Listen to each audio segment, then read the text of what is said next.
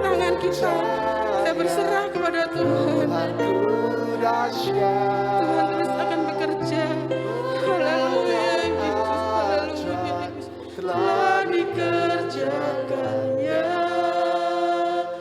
Aku percaya ada mujizat.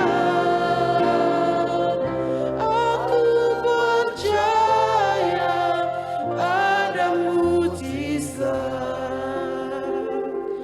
Aku percaya Tuhanku dahsyat. Perbuatan ajaib telah dikerjakannya. Aku percaya ada mujizat. Aku percaya ada mujizat. Aku percaya Tuhanku dahsyat. Perbuatan ajaib telah dikerjakannya. Aku percaya ada mujizat. Aku percaya ada mujizat. Aku percaya Tuhanku dahsyat. Perbuatan ajaib telah dikerjakannya. Aku percaya ada mujizat.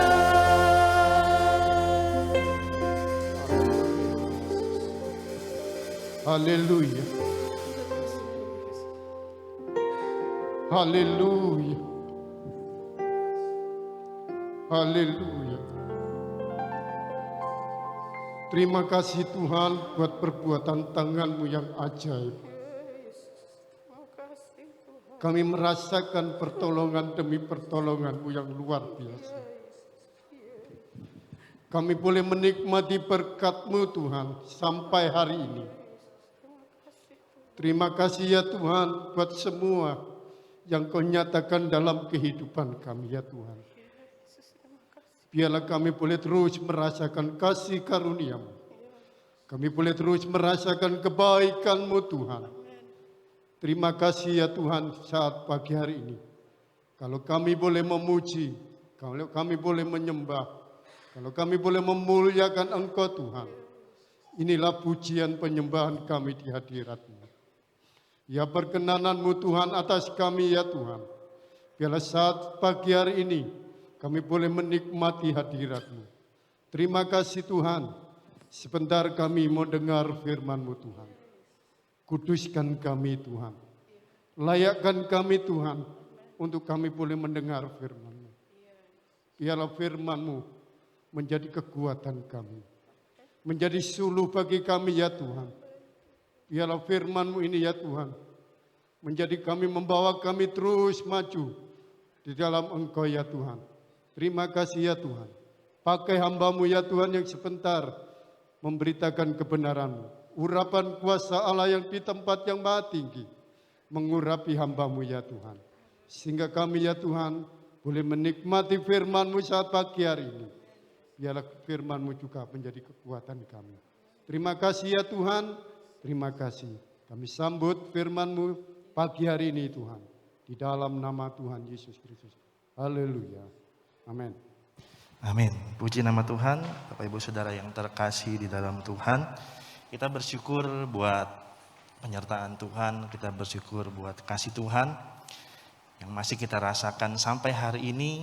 Sehingga kita boleh dalam keadaan kita sekarang ini sehat, kuat untuk beribadah kepada Tuhan. Semua karena kebaikan dan kebesaran nama Tuhan. Amin. Kita buka Alkitab kita, kita sama-sama mau belajar di dalam kitab Lukas pasal yang ke-24. Injil Lukas pasal yang ke-24. Kita akan mencermati satu perikop di sana. Tapi kita akan membaca satu ayat di dalam perikop tersebut. Lukas pasal yang ke-24. Ayatnya yang ke-21. Lukas pasal 24 ayat yang ke-21. Jika Bapak Ibu Saudara sudah menemukannya, katakan haleluya. Ya, haleluya. Kita akan baca ayat ini bersama-sama dalam hitungan yang ketiga. 1, 2, 3. Padahal kami dahulu mengharapkan bahwa Dialah yang datang untuk membebaskan bangsa Israel.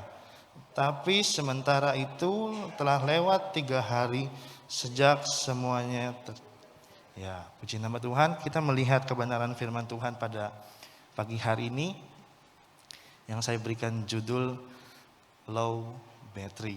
Kita melihat bahwa dalam pembacaan kita bersama itu merupakan satu perikop ya, di mana mulai dari ayat 13 sampai ayatnya yang ke-35. Itu menceritakan tentang satu perjalanan dari kedua orang murid Tuhan. Ya, jadi setelah Kristus atau setelah Yesus itu bangkit, dia menampakkan diri. Ya, di dalam Kisah Rasul pasal pertama di situ dicatat bahwa Yesus itu tidak langsung naik ke surga, ya, tapi dia menampakkan diri selama 40 hari, ya, beberapa kali menampakkan diri.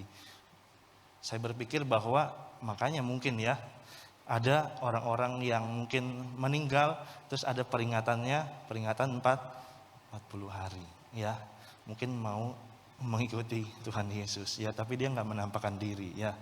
Jadi 40 hari Tuhan Yesus menampakkan diri kepada murid-muridnya yang ada, ya. Dan salah satunya Tuhan Yesus menampakkan diri kepada kedua orang murid yang sedang berjalan ke daerah yang ditujunya bernama Emmaus. Nah, di sini saya memberikan judul low battery, ya. Walaupun dalam bahasa Inggris, tapi saya yakin dan percaya kata ini cukup akrab bagi kita semua, ya. Jadi setiap dari kita tentu kebanyakan ya sudah memiliki handphone, ya. Handphone tipe apapun pasti pernah dalam keadaan seperti ini, ya. Oh, nih handphone saya mahal 10 juta, tetap aja kalau nggak diisi tetap aja mengalami keadaan ini. Handphone saya cuma 100 ribu, tetap aja kalau nggak diisi tetap juga akan mengalami keadaan seperti ini. Nah, kita melihat bahwa keadaan low battery ini, atau kita sering dengar dengan istilah low bat, ya, maka yang pertama kali dibutuhkan oleh orang yang sedang mengalami hal ini adalah apa, Bapak Ibu Saudara? Dia butuh apa? Makan, butuh minum, butuh charger, ya. Percuma dia dikasih makanan enak, ya, percuma dia dikasih minuman enak. Yang butuh adalah baterai HP-nya, butuh charger, ya. Jadi kita melihat bahwa keadaan dua orang murid yang mereka sedang berjalan ke Emmaus, dia merupakan, nah, penggambarannya seperti low battery ini, ya, keadaan yang low bat. Terlukis dari ayat yang kita baca bersama di ayat yang ke-21. Dia berkata, ya, kepada Yesus yang mengikuti, ya, atau menyertai perjalanan mereka.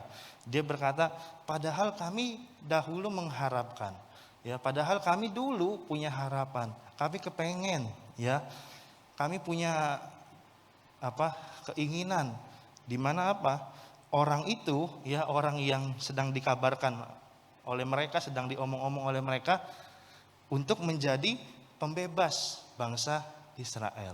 Dari situ kita kenal istilah Mesias, ya, pembebas atau pelepas. Padahal kami dulu berharap ketika dia datang, ketika guru kami ini ada, ya, dan kami dipanggil menjadi murid-muridnya. Murid Yesus ada, ya, 12 yang disebut rasul. Tapi kebanyakan ada murid Yesus yang banyak, ada jumlah 70, ada jumlah 120 murid. Ya, jadi kita melihat, dan juga ada orang banyak. Jadi kita melihat di antaranya itu, ya, terdapat Kleopas dan temannya ini. Dia berharap, dia pikir Tuhan Yesus ini atau Yesus ini berada, tampil di bangsa Israel, akan menjadi Mesias yang melepaskan mereka dari penjajahan Romawi. Di mana di saat Tuhan Yesus ada itu, bangsa Israel sedang mengalami penjajahan Romawi.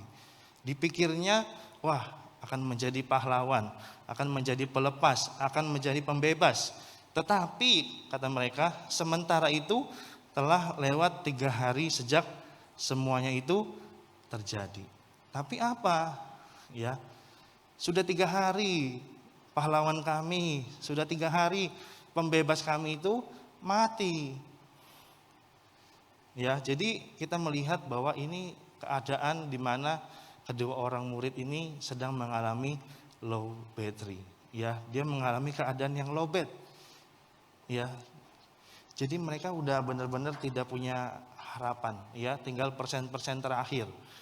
Atau mungkin bisa kita kenal dengan istilah kalau orang udah ngantuk, ibaratnya bilangnya udah tinggal 5 watt, ya. Jadi udah tinggal persen-persen terakhir. Harapan mereka, ya, semangat mereka dalam mengiring Tuhan udah tinggal semangat-semangat terakhir. Kenapa? Karena mereka bilang udah 3 hari dari sejak semuanya itu terjadi. Ya. Jadi dari penyaliban Tuhan Yesus kok belum bangkit-bangkit, ya. Padahal kami mengharapkan dia jadi pahlawan, dia jadi pembebas, dia jadi pelepas bangsa kami.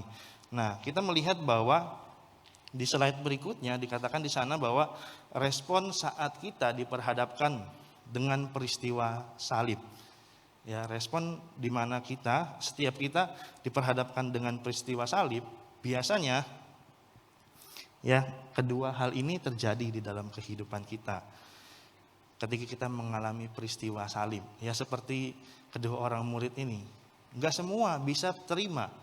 Ya, kalau Bapak Ibu Saudara mungkin memiliki family atau mungkin memiliki tetangga yang belum percaya Tuhan, Bapak Ibu Saudara boleh ngomong sama mereka.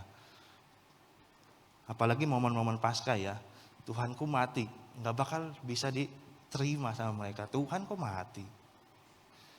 Piye, ya? Tuhan kok mati? Ya, jadi kita melihat bahwa enggak semua bisa menerima peristiwa salib tersebut. Sama seperti kedua orang murid ini, ya. Biasanya ada yang menerima dengan sepenuh hati, ya, terbuka. Tapi juga ada yang menerima peristiwa salib ini dengan kekecewaan. Seperti kedua orang murid ini, dia lesu, ya. Kita lihat ada gambarnya, lesu, dia berjalan, wah udah loyo kayaknya, ya. Pahlawannya enggak ada. Guru yang dia bangga-banggakan yang berjalan bersama dengan mereka, ya, selama kurang lebih 3,5 tahun itu sudah mati di salib. Kalau dulu berjalan sama Tuhan Yesus, ya, 5 roti 2 ikan bisa jadi mengenyangkan 5.000 orang laki-laki. Berjalan bersama dengan Tuhan Yesus, ada badai, Tuhan Yesus datang badainya reda. Berjalan bersama Tuhan Yesus, ya, ada lagi keadaan di mana mereka tidak memiliki makanan. Ya, di situ ada Tuhan Yesus suruh menebarkan jala. Akhirnya mereka mendapat banyak ikan. Artinya selalu disertai mujizat. Tapi sekarang Tuhan Yesusnya mati. Mereka kecewa. Kenapa begini? Ya, mungkin seringkali keadaan ini sering terjadi di dalam kehidupan kita. Keadaan-keadaan yang seperti ini. Tuhan Yesus memang gak pernah mengecewakan kita. Tuhan Yesus memang gak pernah salah di dalam kehidupan kita. Tapi kita pernah mengalami keadaan yang di ujung tanduk seperti ini. Ya, rasanya wah, udah waktunya anak mau bayaran sekolah tapi uangnya gak ada. Gimana? Ya, kata Tuhan, kata pendetaku, Tuhan Yesus memberkati. Tapi besok mau bayaran sekolah anak gak ada uangnya. Anakku mau kuliah, mau pendaftaran kuliah, ini masuk gelombang pertama supaya biayanya murah, tapi gak ada duitnya.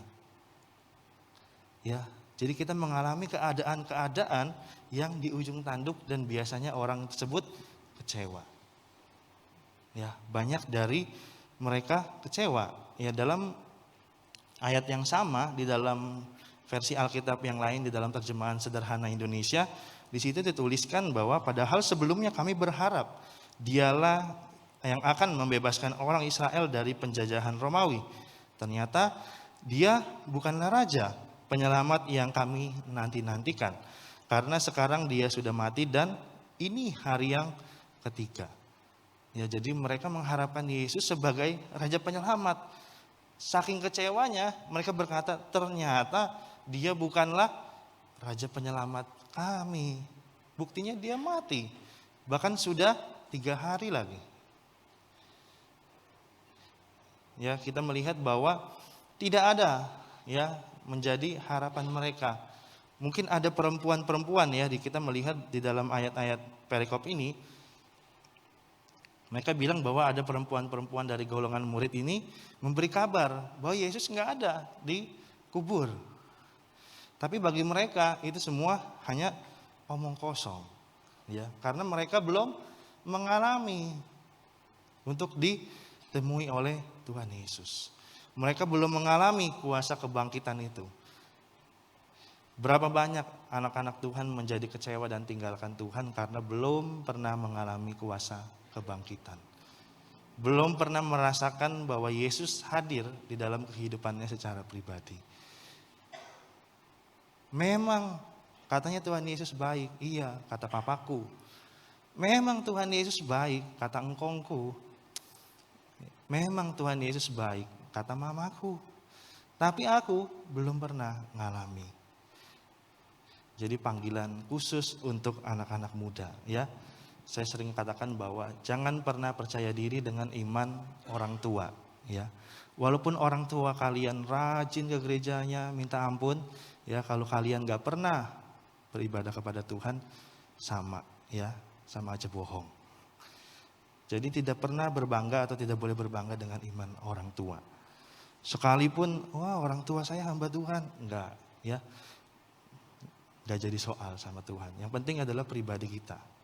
Kita sama Tuhan seperti apa. Nah, kita melihat bahwa kenapa mereka bisa mengalami keadaan yang lowbat itu. Ya, yang pertama karena mereka cepat putus asa. Ya, mereka cepat putus asa. Lah biasanya orang yang putus asa itu mengambil pilihan-pilihan yang salah. Ya, mengambil jalan-jalan pintas. Ya, potong kompas. Ya, ambil shortcut.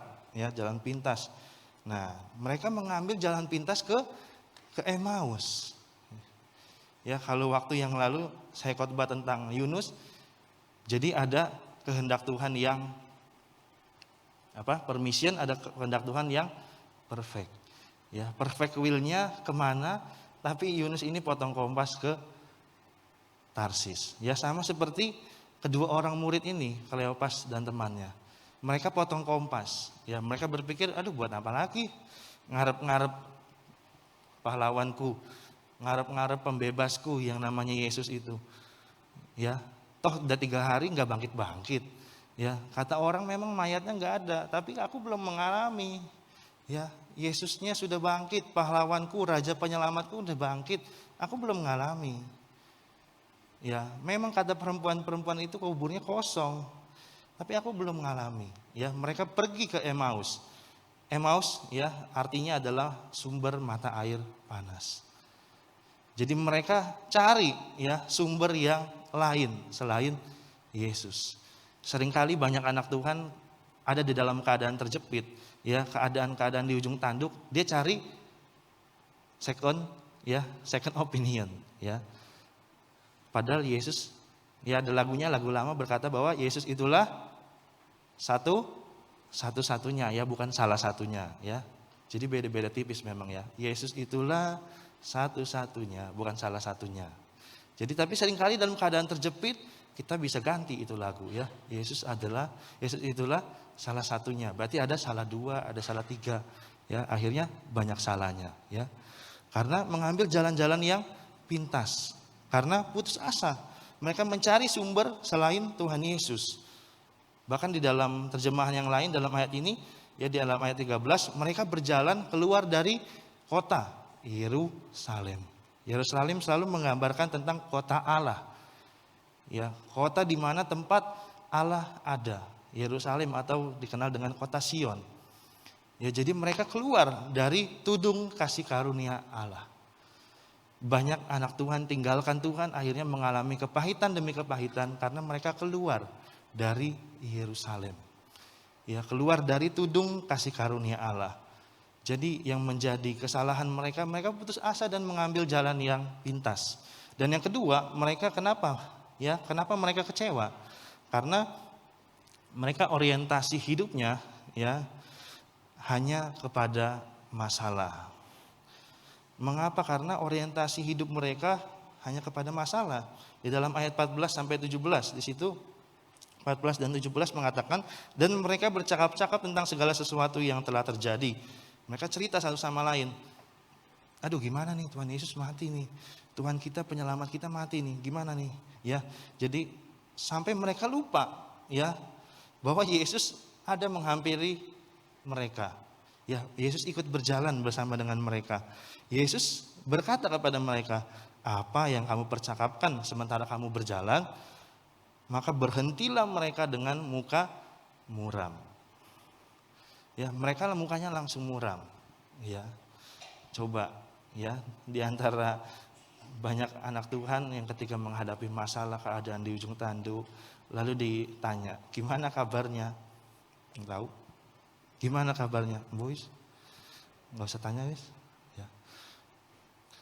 Ya, sama seperti Kleopas ini, ya ditanya, kamu ngomong apa, lagi cakap-cakap apa, lagi ngobrol apa. Mereka diam langsung, ya ngeliatin Tuhan Yesus, mukanya muram. Jadi orientasi hidup mereka hanya kepada masalah, ya. Jadi orientasi hidup mereka kepada masalah sehingga mereka lupa, ya yang sedang bertanya kepada mereka atau yang sedang menyertai mereka itu adalah Tuhan Yesus itu sendiri. Nah, di sini saya mencatat bahwa fokus kepada hal yang salah, kecewa, iri hati dan lain sebagainya tidak akan menghasilkan apa-apa. Ya, jadi kita jangan pernah berharap kita fokus kepada hal yang salah, fokus kepada kekecewaan, kita iri, sakit hati, dengki dan lain sebagainya, kita bisa memperoleh apa-apa. Ya, jangan pernah berharap seperti itu karena tidak akan memperoleh apa-apa, malah membuat kenapa-kenapa, ya. Jadi tidak akan memperoleh apa-apa tapi malah ngebuat kenapa-kenapa, ya. Jadi mengikuti arus dunia. Jadi orang yang orientasinya terhadap masalah, ya dia mulai mengikuti arus dunia, melegalkan apa yang baik bagi kebanyakan orang, ya. Melegalkan apa yang bagi kebanyakan orang itu baik. Enggak apa-apalah. Tanya sebentar, ada loh tetanggaku pinter, ya orang pinter. Enggak apa-apa lah, tanya-tanya aja. Ya siapa tahu cocok. Karena di ujung tanduk, ya udah mengalami keadaan yang wah kejepit. Gimana nih ya? Harus kemana lagi ya? Berdoa sih udah, cuma belum dijawab-jawab. Gimana ya? Terus tetangga datang, ketok rumahnya. Pak, itu loh tetangga kita yang baru, orang pinter katanya. Wah setiap kali kalau orang-orang mau bangun rumah, ada rumah baru, wah pasti panggil dia. Nah, akhirnya mulai tergoda. Aduh gimana ya? Udah gak apa-apa Pak, tanya-tanya aja, coba. Ya akhirnya orientasinya mulai berubah ya kepada hal-hal yang dianggap baik bagi kebanyakan orang. Udah gak apa-apa ya. Jadi mulai meniadakan atau mulai berkata tidak apa-apa kepada hal-hal yang mendukakan hati Tuhan. Karena apa? Orientasinya terhadap masalah. Jadi orang yang berorientasi kepada masalah, mereka tidak akan mendapat apa-apa. Ya, orientasinya bukan kepada Tuhan. Tapi Ibrani 12 ayat yang pertama dikatakan bahwa marilah kita dengan mata yang tertuju kepada Tuhan.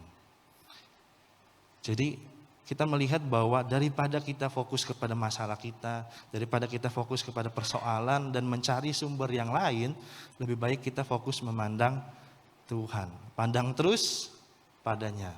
Jangan menoleh, jalan terus. Ya, jadi kalau kita pandang terus kepada Tuhan, memang jawabannya enggak serta-merta ya seperti buah jatuh dari pohon. Waduh, kebetulan nih ada uang jatuh, besok anak saya mau bayar sekolah. Enggak gitu ya. Tapi tetap ya ada jawaban Tuhan pada saatnya yang tepat. Karena waktu Tuhan pasti yang terbaik. Enggak terlalu cepat, enggak terlalu lambat juga. Tapi tepat pada waktunya. Mengapa mereka menjadi kecewa? Hal yang ketiga yang kita akan lihat bahwa mereka menjadi kecewa karena mereka hanya ya, di sini saya tulis mereka hanya tahu-tahuan ya tanpa pengenalan sama Tuhan. Mereka hanya tahu-tahuan ya, tahu aja ya, modalnya tahu. Kenal ya enggak, yang penting saya tahu ya. Alamin Tuhan? Enggak sih, tapi saya tahu Tuhan Yesus ya, dia disalib.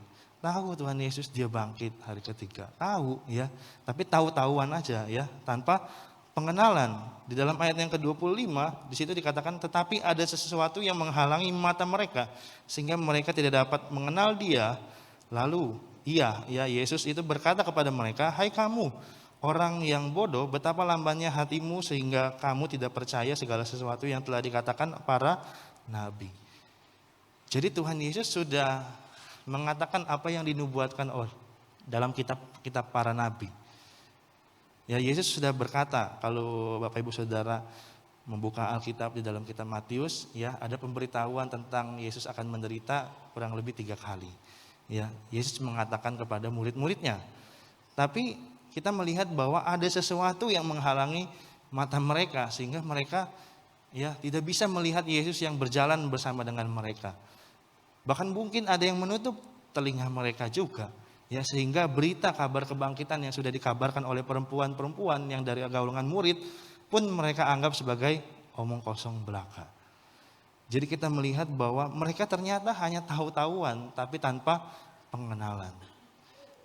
Jadi kalau ditanya, tahu firman Tuhan? Tahu. Tahu nggak boleh nipu kalau dagang? Tahu. Tapi tetap dilakuin. Ya, tahu-tahuan itu namanya bukan pengenalan. Ya. Jadi cuma tahu, ya udah tahu, tapi tidak dilakukan. Itu namanya tahu-tahuan tanpa pengenalan. Tapi kita mau belajar bersama dari perikop ini tentang Yesus menampakkan diri di jalan ke Emmaus. Ada beberapa hal yang dapat kita pelajari. Ya, jadi penyebab-penyebab kekecewaannya kita sudah tahu. Ya, kita sudah pelajari bersama. Tapi ada hal-hal yang penting juga yang harus kita pelajari dari perikop ini. Yang pertama, hal yang penting yang dapat kita dapat dari perikop Yesus menampakkan diri di jalan menuju Emmaus adalah cara Yesus melawat umatnya itu unik. Ya, cara Yesus melawat umatnya itu unik. Di dalam Lukas pasal 24 ayat yang ke-15, di situ dikatakan ketika mereka sedang bercakap-cakap dan bertukar pikiran, datanglah Yesus sendiri mendekati mereka lalu berjalan bersama-sama dengan mereka. Setiap dari kita percaya Tuhan dengan cara yang berbeda-beda, betul gak? Ya, nggak mungkin di sini yang beribadah hari ini semua cara percaya Tuhannya sama, pasti beda-beda. Ya, kalau saya bukan berangkat dari keluarga Kristen, ya saya belum percaya Tuhan, nggak dari 0 tahun brojol, gitu langsung Kristen ya, seperti anak saya gitu kan brojol langsung Kristen ya. Tapi saya nggak berangkat dari itu ya, jadi belum mengenal Tuhan, tapi saya mengenal Tuhan dari pengalaman apa? Pengalaman di mana mama saya waktu itu sakit mau dioperasi, lalu ada tante saya datang ke rumah. Pas saat itu adalah ada hari KKR gitu ya. Ayo datang KKR. Apa KKR? Iya wis datang aja wis ya. Datang, akhirnya datang. Nah terus akhirnya singkat cerita mama dioperasi dan operasinya itu berjalan dengan baik dan penyembuhannya operasi usus buntu waktu itu ya. Jadi operasinya jalan dengan baik dan penyembuhannya itu cepat sekali. Ya akhirnya mulai dari situ kami sekeluarga kecuali papa percaya Tuhan. Ya. Tapi Bapak Ibu Saudara pasti punya pengalaman yang lain. Oh saya nggak seperti itu, saya beda lagi. Ya saya saat apa? Saat mungkin usahanya ya goyah. Tapi Tuhan datang dengan pertolongannya, akhirnya percaya Tuhan. Ada yang orang tuanya sakit juga sama seperti saya, akhirnya didoakan sembuh, akhirnya percaya Tuhan. Nah dari sini kita melihat bahwa cara Yesus melawat itu unik. Ya sama seperti 2 orang murid ini. Tapi ada kalanya Yesus itu harus datang, ya harus menjumpai. Bapak Ibu Saudara pernah gak ketemu orang-orang yang seperti ini? Angel ya, bolak-balik dikasih tahu tentang Tuhan Yesus nggak pernah mau terima. Nah orang kayak gitu harus dijumpai sama Tuhan sendiri, ya. Maksudnya harus benar-benar mengalami Tuhan sendiri. Jadi bukan karena pemberitaan Injil, ya, bukan karena kesaksian, dia nggak bakal mau dengar, ya. Dia tahu-tahuan tapi, ya, nggak pernah mau membuka dirinya mengenal. Nah orang kayak gitu harus dilawat sama Tuhan sendiri, ya, harus dijumpai sama Tuhan sendiri. Nah seperti kedua orang murid ini, dia udah lobet ya. Jadi perempuan-perempuan yang dari golongan murid udah bilang Yesus sudah bangkit, tetap aja mereka tetap mbowis nggak ditanggapi, tetap mereka jalan ke Emmaus. Sampai apa? Sampai akhirnya Tuhan Yesus datangi mereka sendiri. Ya, orang kayak gini yang harus mengalami perjumpaan pribadi dengan Tuhan. Jadi cara Tuhan melawat itu unik, ya. Di slide berikutnya kita akan belajar sedikit. Ya, di sini saya memberikan beberapa lingkaran. Ya, ada 4 lingkaran kurang lebih. Nah, di sini kita harus melihat bahwa inti dari kekristenan yang paling dalam itu ya. Jadi kalau kita melihat bahwa ini anggaplah sebuah telur gitu ya. Jadi intinya paling dalam itu ya, warna merah itu adalah firman Allah. Di luarnya tafsiran firman Allah. Di luarnya lagi doktrin ya. Doktrin ini udah bicara tentang label gereja. Ya, jadi kalau label gereja GPDI, doktrinnya belum tentu sama dengan label gereja yang lain. Ya, jadi doktrin itu adalah ayat Alkitab, kebenaran firman Tuhan yang akhirnya diambil menjadi sebuah dasar mendirikan organisasi gereja. Dan yang terakhir adalah kesaksian. Tapi ada banyak orang yang sekarang dibalik, ya. Firman Tuhan diartikan sesuai kesaksian, ya. Ini kebalik, Bapak Ibu Saudara ya. Jadi sedikit kita belajar di Jakarta ini cukup banyak ya, dan pendetanya ini cukup terkenal. Dia punya kesaksian, saya bukan bilang kesaksiannya dia salah, tapi kesaksiannya kurang masuk akal ya. Jadi kesaksiannya dia ada 2 ya, satu yang ke neraka, satu yang ke surga ya. Tapi jemaatnya, pengikutnya rame ya, minta ampun. Ya, kalau di Jakarta itu di Central Park mau ke gerejanya, gereja cabang ya. Gereja pusatnya di Jawa Timur, gereja cabang. Kalau mau masuk ke gerejanya, saya pernah waktu itu ya ikut teman saya ngantri ya, kayak ngantri sembako sampai belakang ya. Sampai ke lift, Bapak Ibu Saudara. Karena apa? Modal kesaksian ya. Nah, kalau cuma modal kesaksian itu nggak akan tertanam lama. Ya, ada masalah, ada persoalan, kesaksiannya nggak bisa nolong ya. Karena yang bisa nolong hanya firman Tuhan. Ya. Jadi jangan dibalik Bapak Ibu Saudara. Kesaksian itu untuk mendukung firman Allah yang disampaikan. Jangan kesaksiannya yang dibesar-besarkan. Oh dia nih ya hebat, ya ke neraka, sebentar ke surga, ya besok lagi kemana. Ya, jadi itu menyalahkan firman Tuhan. Ya, jadi intinya adalah firman Tuhan itu sendiri. Lalu di luarnya ada tafsiran, di luarnya lagi ada doktrin gereja, di luarnya baru kesaksian. Tapi sekarang kebalik. Ya, bahkan dipasang di billboard jalan. Datang dan hadirilah. Ya, dengan judul-judul yang mentereng. Modal dari kesaksian. Ya, makanya ada salah satu gereja yang kemarin hampir ya dibawa-bawa ke pengadilan. Kenapa? Terlalu cepat. Ya, ada umat yang dari seberang akhirnya percaya Tuhan, lalu diundang kemana-mana. Ya, suruh nyanyi lah, suruh nginjil lah, suruh apa wis kesaksian. Totonya orangnya ketangkep, penistaan agama. Ditanya gerejanya nggak tahu. Padahal diundang keliling di gereja tersebut. Karena apa? Modal kesaksian, Ibu Saudara. Bukan kesaksian yang nggak benar, tapi harus kembali ke firman Allah yang menjadi intinya. Ya, jadi jangan kita, dia kesaksiannya nih hebat. Iya, itu pengalaman pribadinya orang tersebut dengan Tuhan. Ya, Tuhan itu punya cara yang unik. Ya, 1001 kita nggak bisa nemui di tempat perbelanjaan, nggak bakal ada. Ya, jadi 1001 cara Tuhan unik sekali untuk melawat umatnya. Jadi kesaksian boleh, tapi pendukung firman Allah. Ada gereja-gereja sekarang ditampilkan motivator-motivator, lucu sedikit, ya kesaksian sedikit, habis itu selesai doa, ya cepat, ya. Tapi nggak ada pertumbuhan imannya. Karena apa? Karena dalam Alkitab dikatakan Roma 10 ayat 17, iman timbul dari pendengaran akan firman. ya. Bukan pendengaran akan kesaksian, ya. Jadi akan firman. Jadi kesaksiannya itu pendukung firman. Tapi jangan lama-lama lah ya. Lanjut kita ke slide berikutnya. Beberapa hal yang kita pelajari. Yang kedua adalah dengan kita mengundang Yesus. Sekalipun kita dalam keadaan terjepit, kita dalam keadaan yang lowbat seperti kedua orang murid ini, tapi pelajaran yang berharga yang dapat kita ambil adalah dengan mengundang Yesus. Ketika di perjalanan mereka begitu jalan dari Yerusalem ke Emmaus, mereka nggak sadar itu yang bersama-sama dengan mereka Tuhan Yesus. Tapi untungnya di detik-detik terakhir, ya mereka sudah mau, ya sudah sampai di tempat Emmaus itu. Akhirnya mereka berkata, mereka sangat mendesaknya katanya, tinggallah bersama-sama dengan kami, sebab hari telah menjelang malam dan matahari hampir terbenam. Lalu masuklah ia tinggal bersama-sama dengan mereka. Dan kita tahu bahwa akhir perikop ini akhirnya murid-murid ini kembali bersemangat di dalam Tuhan. Karena apa? Karena mereka dari sini kita belajar untuk tetap mengundang Yesus. Dalam keadaan terjepit sekalipun, ya dalam keadaan di ujung tanduk, wah sepertinya kita udah nggak ada jalan, ya kemana-mana pasti ya udah di ujung tanduk.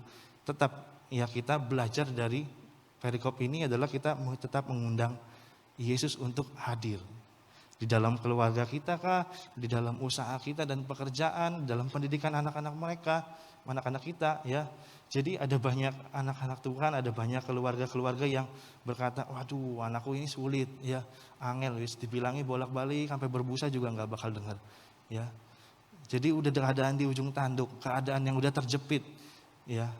Aduh gimana nih ya, aduh dia bikin malu nih ya. Anakku bikin salah lagi, malu-maluin dan lain sebagainya. Nah dari situ kita belajar tetap berseru kepada Tuhan. Tetap mengundang Yesus untuk menjadi bagian di dalam keluarga kita. Bagian di dalam rumah tangga kita. Dan yang ketiga kita belajar dari perikop ini tentang untuk belajar percaya saja. Dalam Yohanes 11 ayat 40 Yesus berkata, bukankah sudah kukatakan kepadamu jikalau engkau percaya engkau akan melihat kemuliaan Allah. Yesus berkata ya kepada keluarga yang sedang kehilangan. Lazarus di situ kan meninggal, adiknya yang paling musuh meninggal. Terus Yesus disuruh datang, tahu-tahu udah mati duluan Lazarus ya sudah lewat 5 hari. Akhirnya kita melihat bahwa Yesus berkata kepada orang-orang yang sedang berduka itu, bukankah sudah kukatakan kepadamu kalau engkau percaya engkau akan melihat kemuliaan Allah. Nah dari perikop tentang berjalan ke Emmaus, yang menarik adalah kan yang berjalan di situ kan 2 orang murid bersama dengan Yesus ya. Yang satu namanya Kleopas dan yang satu tidak ditulis. Nah, di sini saya mengambil satu pelajaran yang menarik adalah satu orang ini yang tidak ditulis, ya tafsirannya banyak. Tafsirannya ada Simon, ada tafsirannya adalah Simeon, bahkan tafsirannya juga dikatakan bahwa itu adalah istri dari Kleopas itu sendiri. Tapi dari situ kita belajar tentang percaya saja. Ya, di jalan itu yang ngobrol dengan Tuhan Yesus hanya Kleopas. Ya, murid yang satu laginya ini diam. Dari situ kita belajar untuk percaya saja sama Tuhan. Ya, ada kalanya kita gak perlu ngomong apa-apa. Keluaran 14 ayat 14, kamu diam saja, aku yang akan berperang ganti kamu.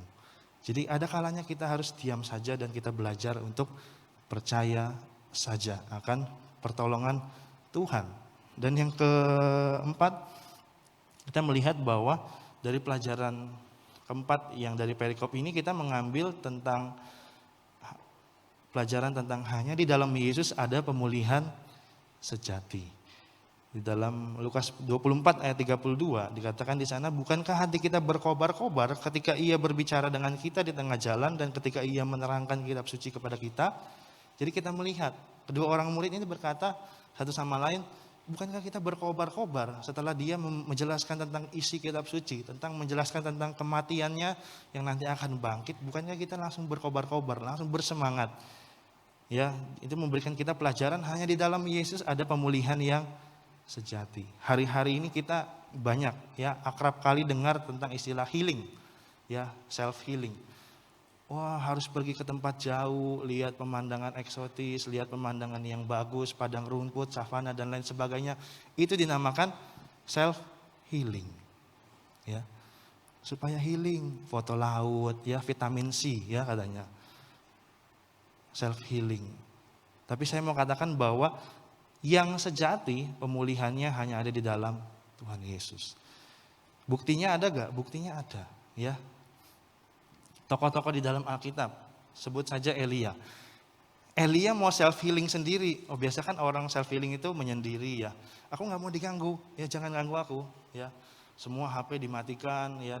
Semua nomor dimatikan juga, ya dialihkan. Oh, jangan ganggu aku mau liburan dan lain sebagainya.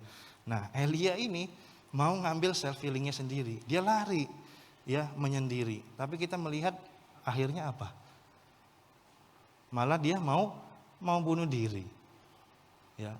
Dia berkata sama Tuhan, aduh kayaknya cukup sampai di sini deh Tuhan. Ambil saja nyawaku. Ya. Self healing itu namanya Bapak Ibu Saudara. Cari jalan sendiri. Gak sejati. Ya. Mau lagi, ada lagi siapa? Murid Tuhan Yesus.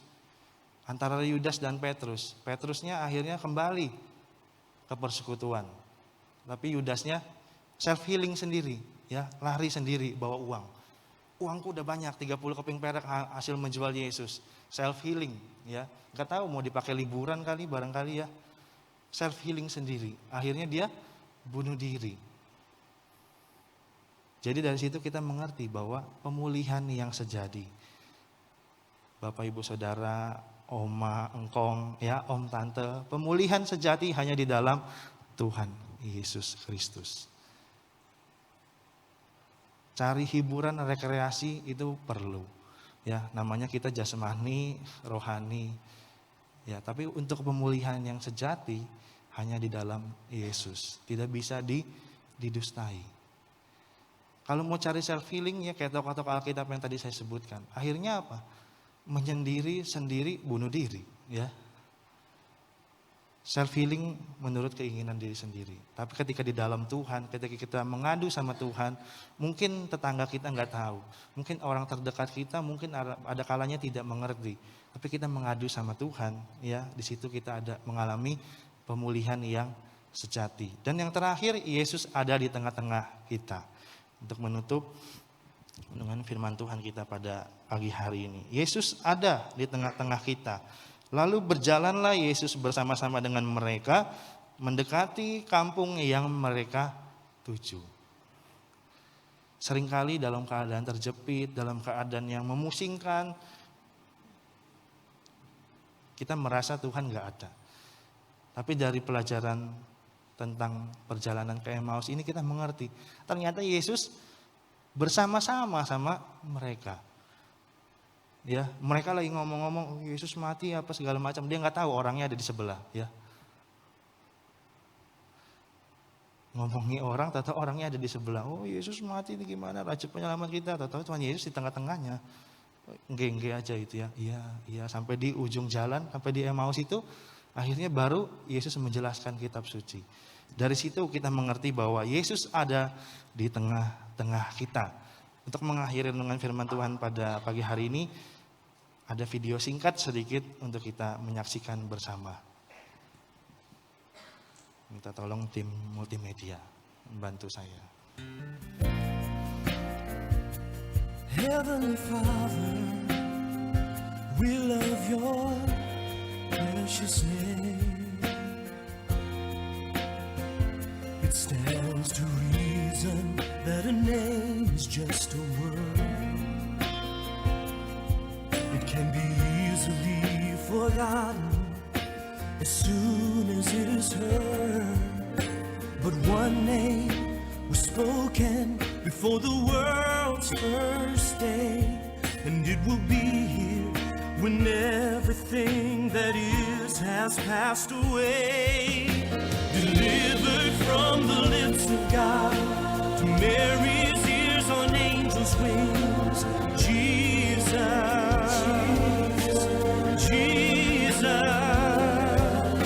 the word that came to life for us, the song that all creation sings,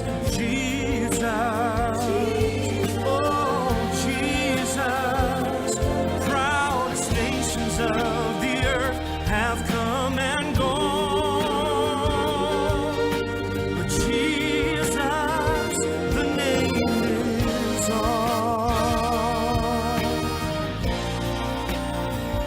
When I'm awakened by a terrifying dream, desperation reaches out and clutches me. When I'm so afraid that I don't even know how to pray, I simply speak it and I feel it, and it chases fear away. Delivered from the lips of God, to Mary's ears on angels' wings, Jesus, sweet Jesus, word that came to life for us, a song that all creation sings, Jesus, oh Jesus, the proudest nations of the earth have come and gone. Jesus, the name lives on.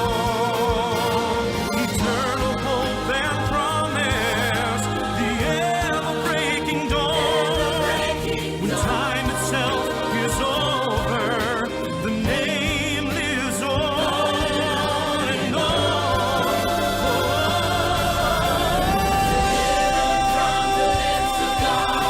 To Mary's ears on angels' wings, Jesus,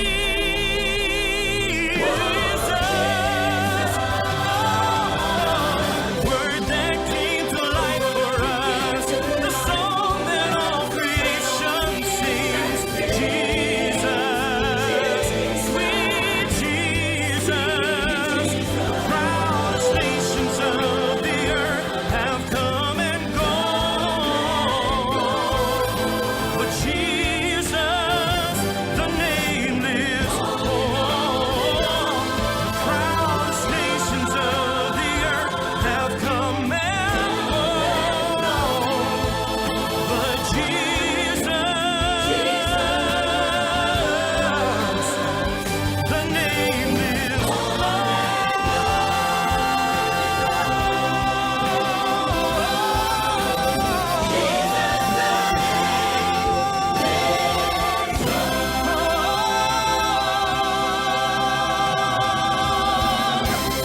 Puji nama Tuhan, kita bangkit berdiri bersama-sama. Ada kalanya kita menghadapi masalah, ada kalanya kita pusing dengan berbagai keadaan di dalam kehidupan kita. Tapi ternyata setelah kita renungkan, hanya satu saja yang perlu. Untuk kita sama-sama memberi diri kita sujud di altarnya. Di saat bersama dengan Tuhan, di situ ada kekuatan yang baru. Mari bersama-sama kita naikkan pujian ini.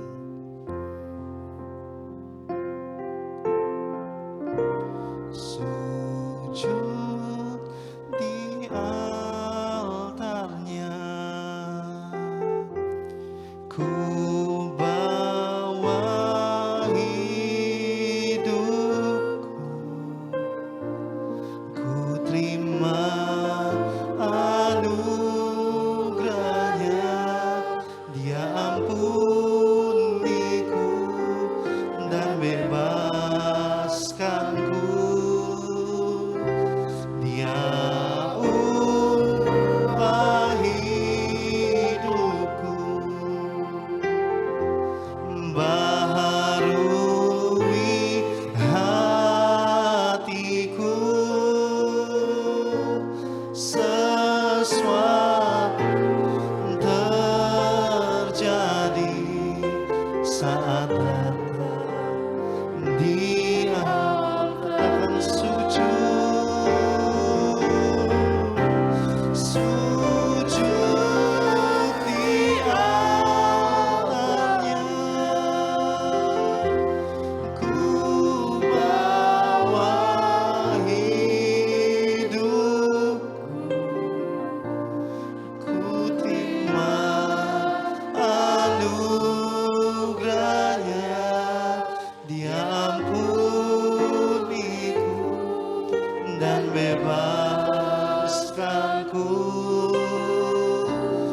Dia upah hidupku,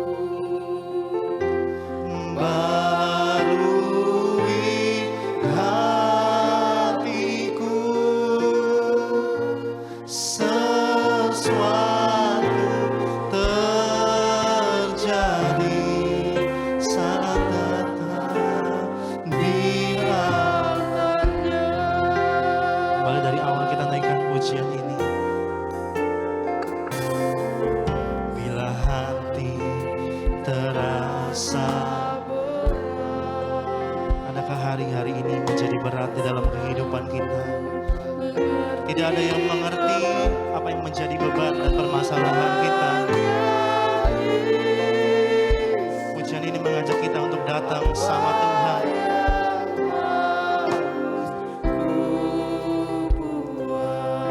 Dia berfirman,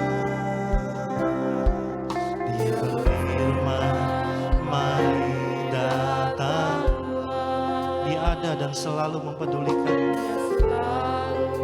Pedulikan, ku datang Yesus. Dia pikul segala, katakan sujud di altarnya. Di altar kami membawa hidup kami Tuhan.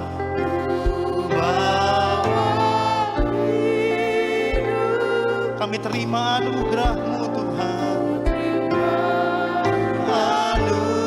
Anugerahnya Dia murniku dan bebaskanku.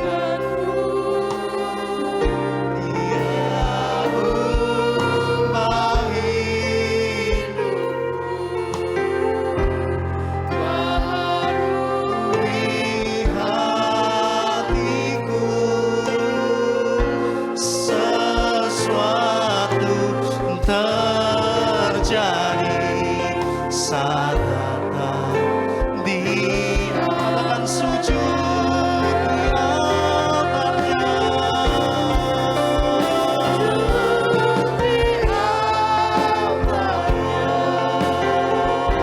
Ku bawa. Lalu selanjutnya saya serahkan kepada Bapak Gembala.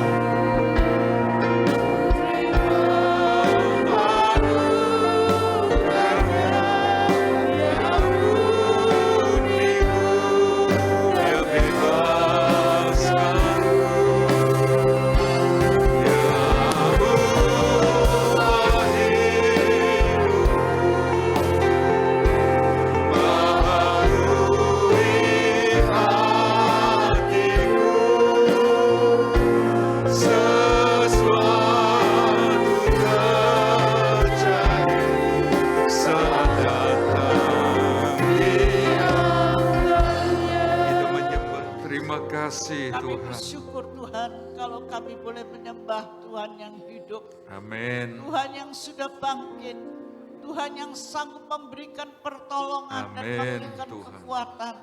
Tuhan menilai keadaan kami sidang jemaat Tuhan pada pagi hari ini yang Ya. sudah datang kepada Tuhan.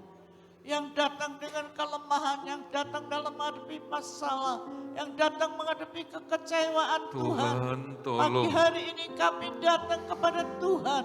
Tuhan yang sanggup memberikan kemenangan. Tuhan yang Amin. sanggup memberi kekuatan. Ya. Tuhan yang sanggup memberikan pertolongan Tuhan. Amin.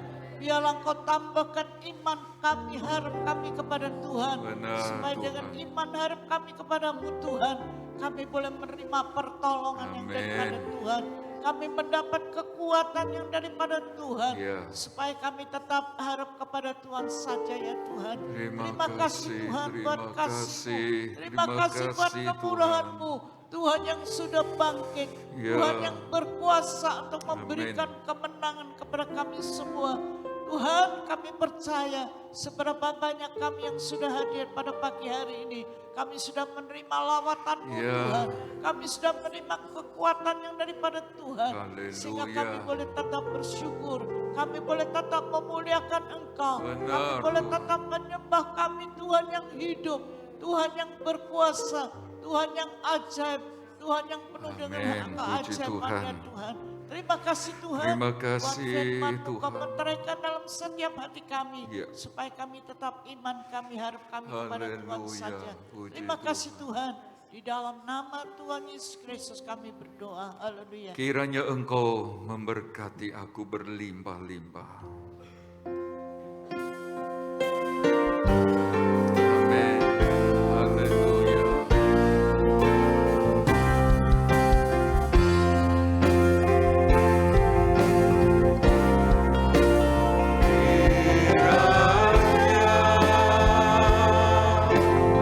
Memberkati aku berlimpah-limpah dan memperluas daerahku,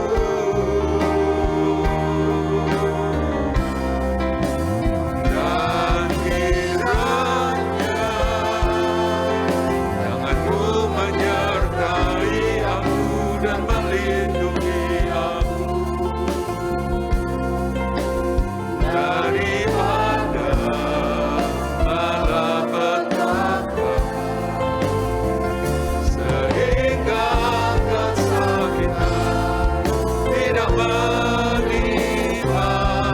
Betapa hati kami bersyukur Tuhan, pagi ini Engkau cas kembali, Engkau perbaharui kami kembali dengan firman dan Roh Kudus-Mu ya Tuhan. Itulah sebabnya Engkau yang bangkit, hidup selama-lamanya, menyediakan sorga bagi kami yang percaya. Tetapi juga Engkau sudah dan terus menolong, memberkati sidang-Mu ini. Terima kasih Tuhan buat penyertaan Tuhan dalam ibadah ini. Di pagi ini, di awal sampai akhirnya. Dan apabila sebentar kami pulang, kami percaya Tuhan beserta kami. Sekarang kekasih-kekasih Tuhan, terimalah berkat dari Allah Bapa, kasih sayang putranya, persekutuan damai sejahtera dan kuat kuasa Roh Kudus menyertai kita semua pagi ini sampai Tuhan datang kembali. Di dalam nama Tuhan Yesus Kristus, semua yang percaya diberkati Tuhan berkata, amin.